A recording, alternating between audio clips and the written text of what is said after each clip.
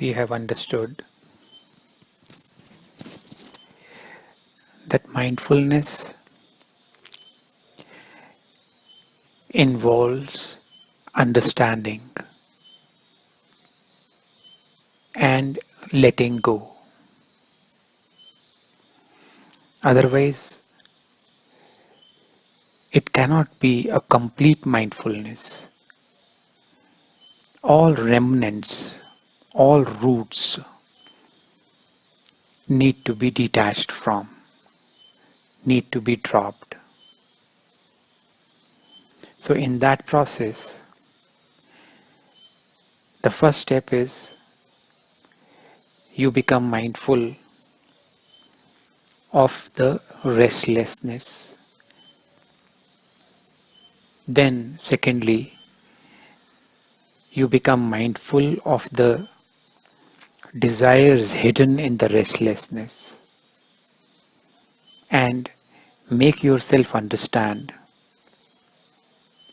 that remaining attached to the desires,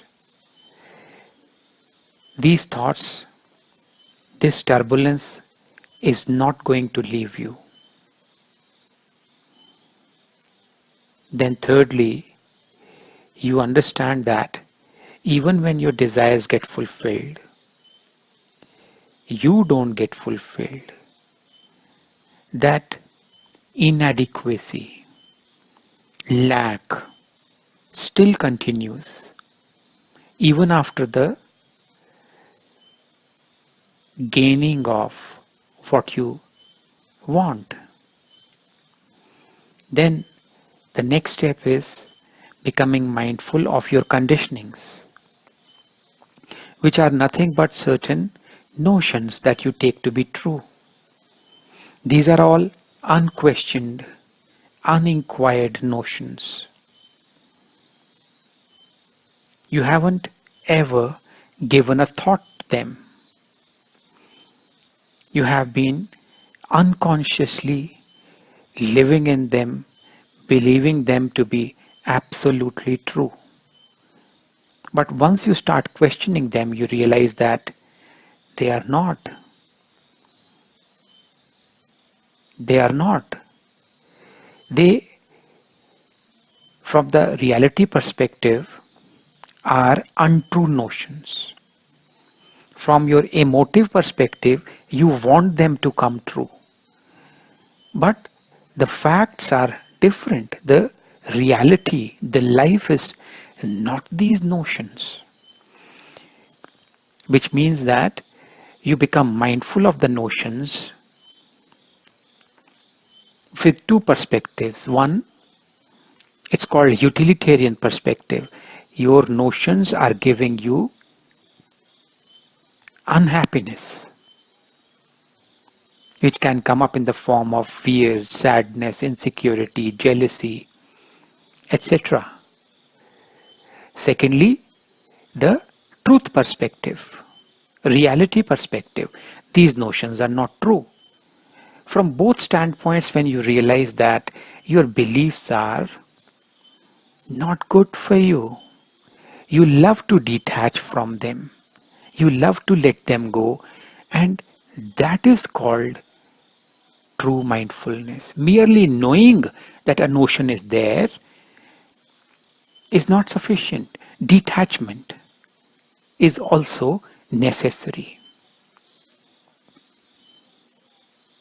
Let us take up another example. Suppose there is a wife who is suffering because her husband is irresponsible,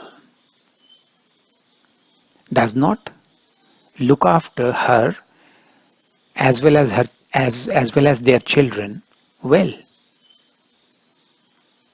He does not make money and is least concerned about it.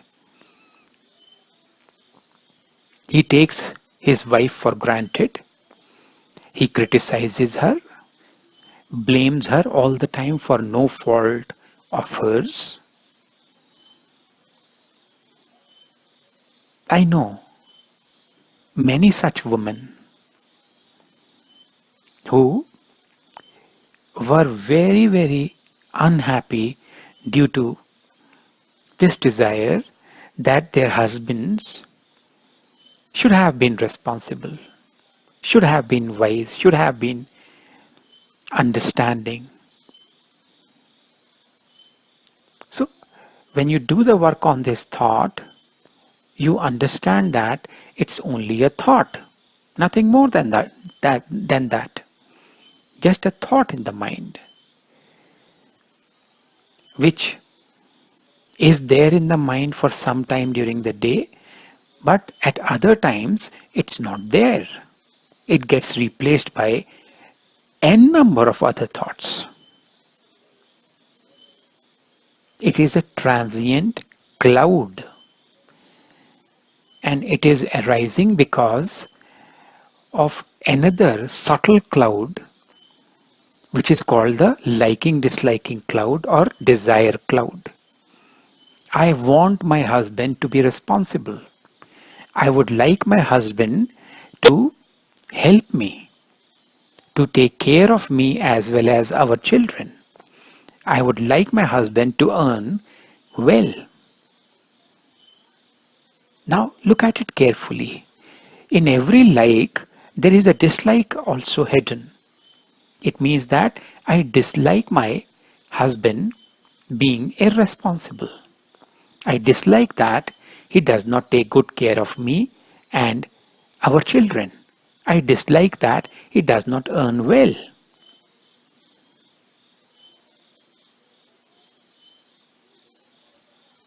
Are these likes and dislikes anything more than mental formations? Where do they reside? Where are they coming from? From the mind. The mind gets that shape, becomes a like, becomes a dislike, becomes a desire, becomes a hatred, becomes an aversion, becomes love, becomes compassion and becomes jealousy, becomes insecurity and becomes security. So, mental formations, clouds are there. When likes, dislikes, clouds are there, they inevitably lead to irritation, anger, helplessness, fears, sadness. You want to let go of your relationship with your husband. You are unhappy with him.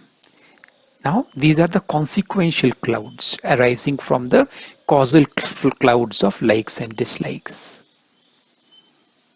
So now, once you understand this, you have to ask yourself whether you want to be peaceful. If you remain attached with the causal clouds, can you ever be peaceful? The moment you ask this question, the causal clouds start disappearing. You start realizing that peace is the most important priority in life. Remaining sad, remaining unhappy, remaining angry, remaining irritated, you are not helping yourself, nor are you helping your family. You're good for nothing. Then you also realize that even when this desire gets fulfilled, you do get some relief, but that relief does not last because your habit of expecting things from others continues. If it is not your husband, it would be your children. If it is not the children, it would be your parents or parents-in-laws or friends or relatives or extended family or country or politicians. Somebody or the other you would keep expecting from, which means your dependence factors go on changing and your incompleteness sustains itself upon those dependence factors. It means that if you truly want to be free, you have to drop dependence itself. You have to drop expecting itself, desiring itself. That Understanding that your fulfillment will come from others is a wrong understanding. So you become mindful and then you detach. Then you take the next step of understanding the beliefs hidden in your restlessness. Beliefs are general notions. You have been taught all through your life by your parents, by your teachers, by the authors that you have read, that husbands should be responsible. Husbands should look after the wives and children well. Husbands should earn money for the family. These are general notions, general beliefs, programs that you believe to be true. But when you look at the reality, you realize that there is a mismatch. The reality is different. When you hold on to the notion, then the reality causes pain in you. Ask yourself, who would you be without these beliefs that husbands should be wise?